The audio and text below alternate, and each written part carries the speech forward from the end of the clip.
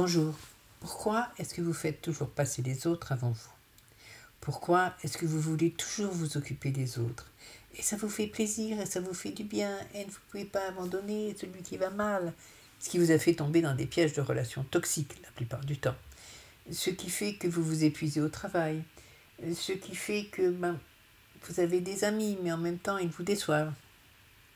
Pourquoi tout ça? Parce que vous ne vous donnez pas votre valeur, vous ne vous donnez pas votre importance. Pour sortir de ce côté bon samaritain, toujours présent, on dit le sauveur, l'infirmier, etc. Il faut pouvoir se découvrir, se connaître, il faut pouvoir se donner sa place. On fait l'autre, cet autre qu'on veut sauver, c'est nous. Mais nous, on n'a pas pu se sauver. Nous, on ne mérite pas. Nous, on ne vaut pas. Nous, on n'a jamais appris qu'on était assez important pour valoir la peine qu'on s'occupe de nous, de notre bien-être. Alors la seule chose qu'on a trouvée depuis le début, c'est de s'occuper de l'autre pour qu'il nous donne une reconnaissance. Que fait l'enfant qui veut attirer l'attention du parent?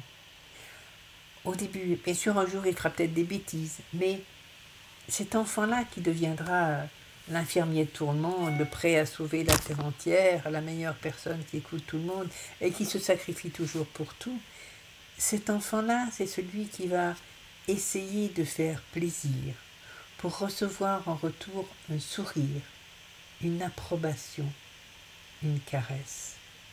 C'est terrible et ça fait mal ce que je dis. Mais c'est la terrible vérité. Alors quand on grandit avec ce manque, quand on grandit dans cette attitude, on va la reproduire, elle va finir par faire partie de nous-mêmes. Ça rentre dans notre inconscient. C'est Pavlov, c'est le réflexe. L'autre, il faut s'en occuper, surtout quand il semble malheureux. Porte ouverte à tous les utilisateurs de l'homme par l'homme, à tous ceux qui exagèrent, aux fausses bonnes copines, aux faux bons copains, aux toxiques de tout genre, PN et compagnie, aux boss qui abusent, aux ceux qui ont besoin d'exister en écrasant l'autre. Et oui, mais j'en ai marre d'être cette éternelle victime. Mais quelquefois, oui, mais je suis heureux en sauvant l'autre. Oui, suis-je vraiment si heureux que ça? Mais bien sûr, mais en même temps, c'est vrai que j'aimerais bien qu'on s'occupe de moi, qu'on me voit, qu'on me regarde, qu'on me donne ma place. Mais comment faire? Alors, c'est pas en vous collant des claques, c'est pas en vous disant il faut que je le fasse, il faut que je sois ceci, cela. Vous n'y arriverez pas. C'est toujours ce voyage intérieur. Prendre l'échelle, descendre l'escalier, un à un, en retour intérieur vers l'enfant qu'on a été. Cet enfant qu'on a été, c'est nous. C'est notre personnalité profonde, c'est notre richesse, c'est notre côté gai, vivant, épanoui. C'est celui qui ose alors qu'on n'ose plus. Vous aimeriez des fois être un peu fou, des fois rire, être extravagant. Mais non, mais vous ne pouvez pas. Ça ne se fait pas. Que va penser l'autre, que va dire l'autre? Et je m'adapte, et je me réadapte, et je me suradapte. Est-ce que je vais passer toute ma longue vie, et Dieu sait si on vit vieux, à m'adapter, me suradapter? Non. Je serais bien si j'arrivais à oser, oser être moi-même. Aïe, aïe, aïe. Qu'est-ce que ça va donner? Qu'est-ce qu'ils vont en penser? Tout le travail, c'est de se libérer tranquillement de ce qu'est-ce qu'ils vont en penser. Mais comment faire? Eh bien déjà en s'observant. C'est super important de s'observer. En s'observant, on apprend à se regarder, à se connaître, à voir qui on est réellement. En extrayant de notre masse de « il faut, je peux pas », en osant exprimer tout doucement « en fait, oui, c'est vrai que moi je serais plutôt comme ceci, ou je serais plutôt comme cela. » Je suis un très bon exemple. Je dis toujours que je suis un clown, mais un clown qui s'est caché en tant que clown pendant des années de sa vie, parce que dans son enfance, ce côté clown, ça ne passait pas. Voilà. Alors le clown ne pouvait pas être clown parce qu'on vous regarde, parce que tu vas avoir l'air bizarre, parce que, en plus quand vous êtes autiste, je vous dis pas, hein, on va vous regarder, vous allez être bizarre, donc vous allez très bien masquer ce que vous êtes. Et puis un jour, heureusement, en travaillant sur moi, le clown est ressorti. Et puis ce clown qui n'est pas avec un nez rouge toute la journée, mais qu'est-ce qu'il est épanoui? Et qu'est-ce qu'il est gai, le clown? Et qu'est-ce que je suis devenue gai en moi? C'est ça qu'on recherche, avoir cette gaieté intérieure, cette joie de vivre. Bien sûr, on traverse tous des galères, on a tous des moments de soucis, on a des moments plus difficiles, mais si on a au fond de soi cette joie de vivre, alors on peut les traverser autrement. Et cette joie de vivre, on l'a au fond de nous. Tous les enfants l'ont au fond d'eux. On est avec ça. Simplement, elle est écrasée, piétinée. Et toujours, il faut aller enlever les planches qui nous empêchent d'y accéder.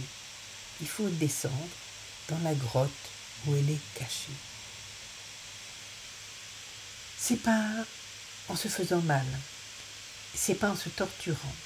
C'est pas en se collant des injonctions qu'on y arrive non plus, c'est pas en disant « Ah bah oui, c'est vrai, effectivement, etc. » consciemment qu'on y arrive non plus. Il ne faut pas oublier la masse de notre inconscient. Et notre inconscient, eh bien, il faut le traiter comme un enfant, avec douceur, en contournant l'obstacle, pour lui permettre de voir les choses se révéler autrement. Un enfant, on lui tire pas le rideau un grand coup pour lui montrer la scène. On la dévoile doucement et petit à petit le décor apparaît et le décor est beau, le décor lui plaît et il peut monter sur la scène et il peut habiter la scène. C'est cela qu'il faut faire. C'est ce que je vous propose de faire, bien sûr. C'est pour ça qu'on parle de ces rencontres, qu'on en parle et qu'on en reparle. Ces rencontres-là, celles qui commencent le 15-16 octobre, c'est le but, c'est ça. Vous permettre de découvrir l'être intérieur, sa joie de vivre, lui permettre de découvrir qu'il a une capacité innée à être lui-même, à perdre ses peurs de l'autre, du regard de l'autre, parce que la première étape, c'est de l'oublier, ce regard de l'autre. Alors si on s'occupe de soi, on voit moins l'autre. Et s'occuper de soi, c'est important. Pensez à ce que je viens de vous dire. Essayez de le penser, de le visualiser, de le mettre en œuvre. Sortez, je dis toujours, sortez des injonctions, sortez des méthodes, sortez des il faut, sortez de la culpabilité. Apprenez à l'enfant intérieur, celui qui est en vous, à ne plus être coupable. Vous aurez peut-être toujours une âme d'aidant, d'infirmier, de sauveur. Je suis toujours thérapeute et c'est ma passion d'être thérapeute. Mais je ne suis pas un thérapeute qui me sacrifie dorénavant. Vous voyez bien, je ne me sacrifie plus. Je suis un thérapeute qui donne, mais qui sait me donner et me préserver. Ce qui fait que quand je donne tout le surplus et je donne avec un bonheur, un plaisir. Et ça ne me coûte pas de donner l'aide à l'autre. Parce que quand je ne peux pas, je me referme et je ne donne pas. Voilà. Et on peut faire ça. On peut faire ça, on peut découvrir que c'est naturel de faire ça. Allez à la recherche de votre propre nature. Moi, je vous invite à le faire avec moi, mais vous pouvez le faire aussi de par vous-même, bien sûr. Et si vous avez envie de le faire avec moi et Florian, qui est sur le même chemin que moi,